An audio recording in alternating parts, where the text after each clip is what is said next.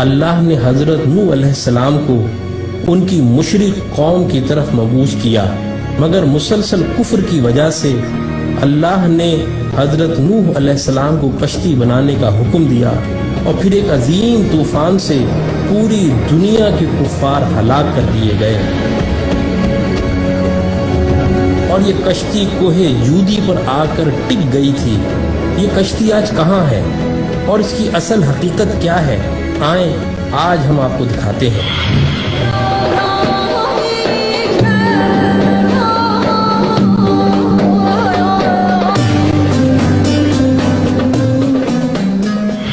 آج سے کم و بیش 50 سال قبل جب ترکی کے ایک پہاڑ پر کچھ مہم جوؤں نے اس کشتی کو دریافت کر کے اس کی تصاویر اخبارات میں جاری کی، تو پوری دنیا میں یہودیوں، عیسائیوں اور نام نہاد روشن خیال دہریوں کے درمیان ایک بڑی بحث کا آغاز ہوا۔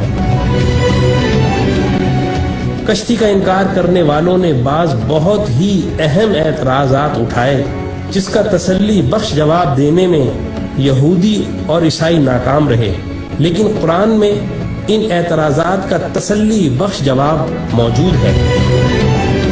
انکار کرنے والے دہریوں نے پہلا اعتراض یہ اٹھایا کہ بغیر کسی ٹیکنالوجی کے 6000 سال قبل ایسی عظیم الشان کشتی بنانا ناممکن ہے جو مہینوں تباہ ہوئے بغیر سمندر میں اتنا وزن لے کر سفر کر سکے۔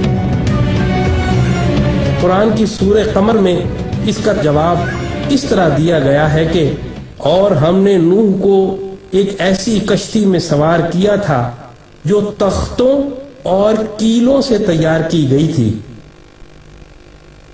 حالیہ تحقیقات کے بعد اس کشتی سے دھاتی کیلوں اور تختوں کے آثار ملے۔ پھر ان انکار کرنے والوں نے دوسرا اعتراض یہ کیا کہ یہ کیسے ممکن ہے کہ 6000 سال قبل اتنی بڑی کشتی بنائی جائے جس میں دنیا جہان کے جانوروں کے جوڑے سوار ہوں۔ لیکن قرآن نے سورہ ہود میں یوں بیان کیا، اور جب ہمارا حکم آ پہنچا تو تنور ابل پڑا، تو ہم نے کہا کہ ہر قسم کے جانوروں کا ایک ایک جوڑا کشتی میں سوار کر لو۔ اب حالیہ تحقیقات سے قرآن کے اس انکشاف کی بھی تصدیق ہو گئی ہے کہ کشتی نوح کوئی معمولی کشتی نہ تھی، وہ 3 منزلہ تھی جن میں جانور ترتیب وار سوار تھے، اور اتنی بڑی تھی کہ اس میں 522 ریل کے ڈبے سوار کیے جا سکتے ہیں۔ اس میں کم و بیش 25,000 جانوروں کی جگہ موجود ہے۔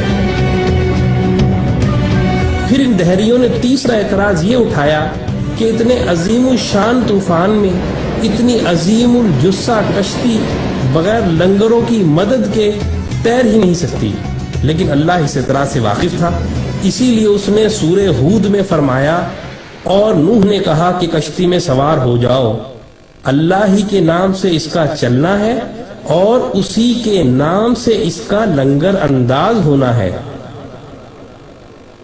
اور حیرت انگیز طور پر جس پہاڑ پر کشتی ٹھہری ہوئی ہے، اسی پہاڑ کے نیچے وادی میں بڑی بڑی چٹانوں پر مشتمل لنگر دریافت ہوئے ہیں۔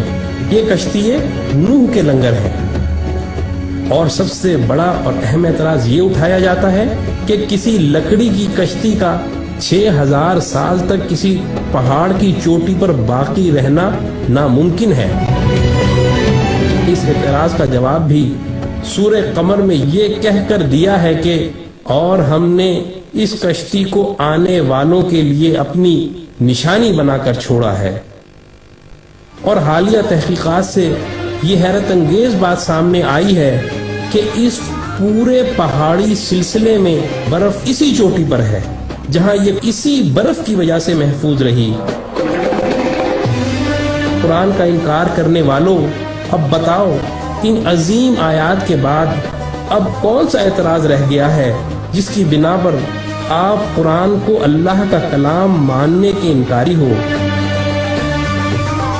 ہم آپ کو دعوت دیتے ہیں کہ تعصب کی اینک کو اتار کر اسلام میں داخل ہو جاؤ۔